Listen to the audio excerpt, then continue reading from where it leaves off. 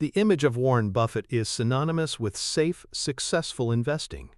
Yet the very rule that made him a billionaire is a hidden trap. We've been told a lie about his method, a dangerous oversimplification that is quietly eroding the financial future of millions. This isn't about his stock picks.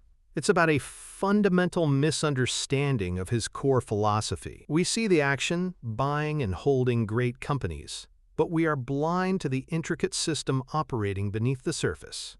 This blindness is the single biggest risk for the average investor. The conventional wisdom says to do what Buffett does, buy what he buys, hold as long as he holds. But this advice, when followed blindly, acts like a poison. It creates the illusion of a safety net, while exposing you to catastrophic failure. The problem is that people are copying the tactic, not the strategy. A tactic without the underlying strategy is just gambling. Buffett isn't playing the same game as everyone else, even when he appears to be making the same moves on the board. His success isn't rooted in finance, it's rooted in behavioral psychology. He engineered a system for himself that makes emotional mistakes nearly impossible. He doesn't overcome fear and greed. He has designed a life where he rarely has to confront them in the first place. And that fortress, that hidden psychological architecture, is something the gurus and financial news channels never talk about. Understanding it is the key. So let's demolish the myth and reveal the true blueprint of the Buffett method. First, we must understand the great deception. Value investing. We are taught that Buffett gets rich by finding undervalued companies and waiting.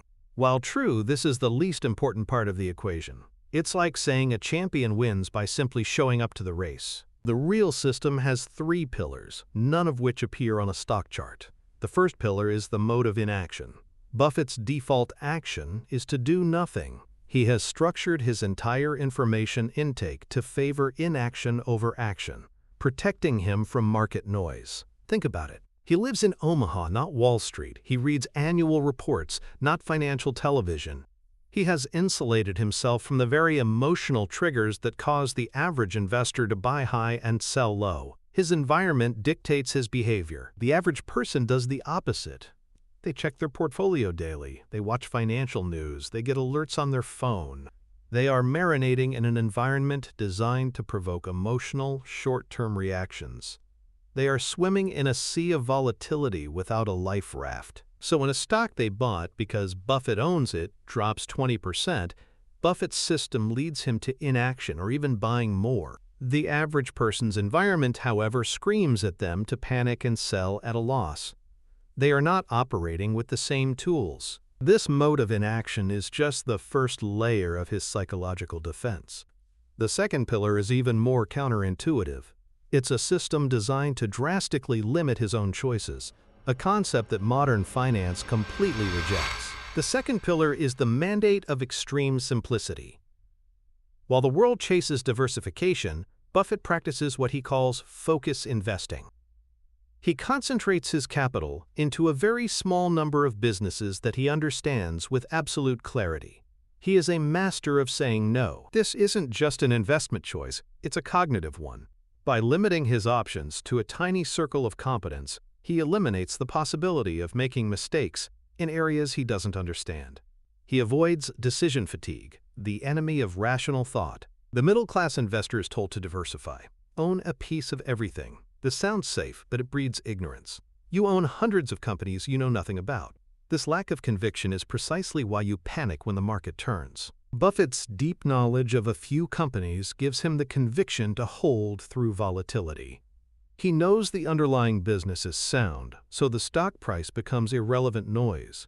He has replaced widespread ignorance with focused, unshakable confidence. The third and final pillar is the most crucial: the automation of temperament. Buffett has pre-committed to his course of action. He decided decades ago how he would react to a market crash, a recession, or a boom. His decisions are made before they are needed. He is not making decisions in the heat of the moment. He is simply executing a plan he made with a cool head years prior. This removes emotion entirely. But how can an average person possibly build a system this robust for themselves? This is where the Buffett rule becomes a trap. The average person tries to copy the investments without building the psychological infrastructure. It's like trying to fly a jet without going to flight school. The result is predictable and disastrous. Let's build the correct foundation.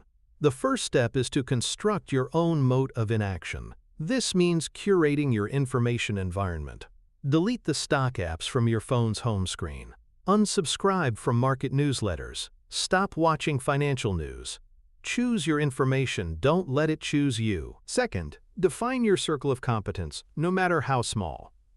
Don't invest in anything you cannot explain to a 10-year-old. It's better to own 3 businesses you understand deeply than 100 you understand superficially. Conviction comes from clarity. Third, and most importantly, automate your temperament. Before you invest a single dollar, write down the exact conditions under which you will sell. Is it a change in the company's fundamentals? A personal financial need? Define it. This is your personal investment policy. This written document is your autopilot. When the market panics, you don't have to think or feel. You simply consult your rules. If the conditions aren't met, you do nothing. You have successfully outsourced your emotional decision-making to your past, more rational self. This is the real Buffett rule. It is not a stock-picking tip, but a recipe for building a behavioral system. By implementing these 3 pillars, you stop copying his portfolio and start replicating his success. But there is one final, hidden obstacle. So we've revealed the truth.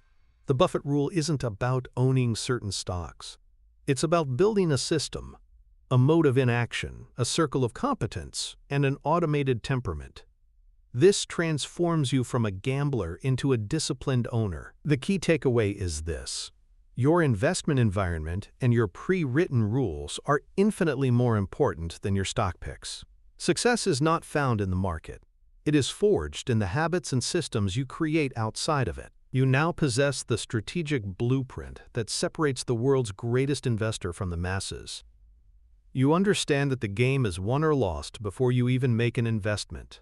The focus shifts from picking winners to not making mistakes. But building this external system is only half the battle. What happens when the biggest threat isn't the market but your own internal wiring? Your mind has developed its own set of deeply ingrained biases about money that can sabotage even the best-laid plans. Recognizing and rewiring these internal financial traps is the next level of mastery. The video on your screen right now is a deep dive into the psychology of money. It exposes the hidden mental blocks that keep people from building wealth, regardless of their strategy. If you are serious about mastering your financial future, you must understand your own mind first. Click the video on the screen now to learn how to dismantle the psychological traps that prevent wealth accumulation and build a foolproof system for your finances.